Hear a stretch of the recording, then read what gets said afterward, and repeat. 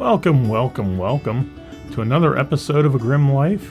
Today we are at the historic Millersburg Ferry, checking things out. Normally you would see the ferry docked here and during the summer months, but today is a late February day.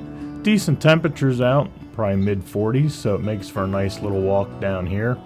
Just showing you a little bit of the entrance to the ferryway here. And I'm not going to get into a whole lot of history in this particular video. I may do one later on. But just some quick numbers. The ferry, they believe, started somewhere around the 1750s. And there were a number of ferries up along the Susquehanna River here. But in 1817, or thereabouts, that's kind of the given year, is when we have had continuous service from the Millersburg Ferry to current day.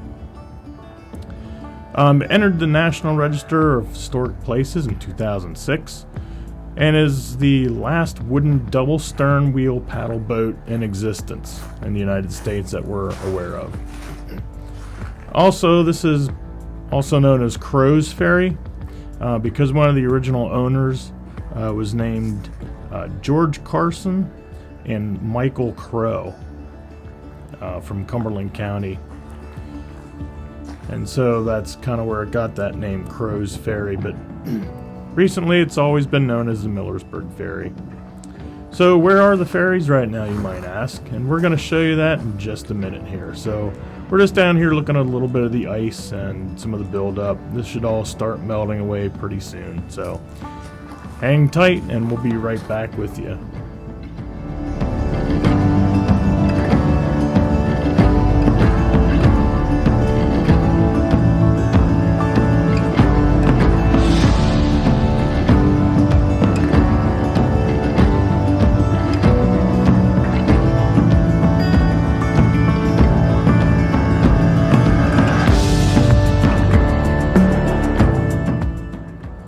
Alright, here the ferries are in the Drydock.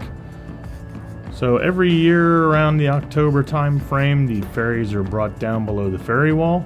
This year there was a bit of a delay because of the really low waters in the Susquehanna, so they had to wait quite a bit till they could get them up and out of the river here. But this is just south of the ferry wall in Riverfront Park, and they bring them up here, and I'll show you the exact spot. I'll come around a little bit later after we look at the other ferry to see where exactly they bring them up. This first one that we're looking at, the red one, is the Roaring Bull 5. This was built in 1998. Its flat is 83 foot long, while the power unit is 50 foot, and we just passed the power unit just ahead of the paddle wheel here. The Bull is powered by a 57 horsepower Deutsch diesel engine with a hydraulic system. That's just a quick little rundown. Not too often you see these out of the water. That's why we're doing this video today. You can see them up on their blocks. And sometime here in the spring, they'll do the maintenance that's required on these. Do a little paint job, spruce them up, make them nice looking. Get their inspections from the Coast Guard and get them all ready to go for the 2025 season. And here's the flat barge section that the cars would drive on to, that's attached to the side of the boat itself. Here you can see a giant anchor up there. There's one for this one and also one for the other one that we'll see here in a minute.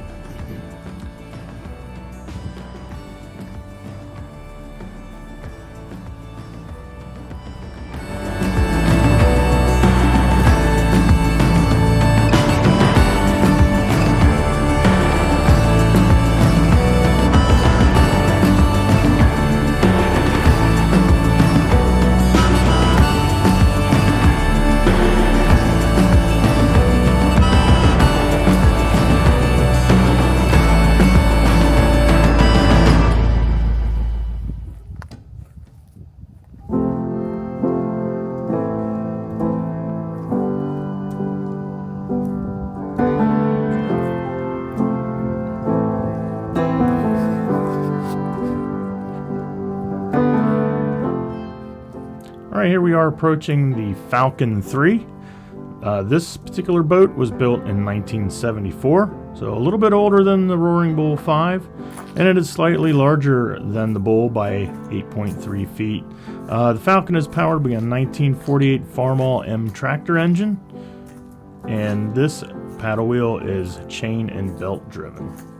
So a little bit different. This one is painted gray, and as you see here in the video, you can see it tied off to the different stanchions here and the giant anchors and trees.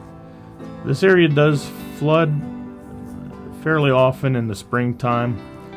Now this year we haven't had a lot of snowfall, so we don't have to worry too much about snow melt causing flooding, but we do get the water coming down from the northern areas of the Susquehanna, and there you can see the nameplate. And we get a good bout of rain, large rainstorms, this will flood, so they have to make precautions here to keep them tied down. So that's the Falcon 3, and we'll show you here in a second where these come up ashore.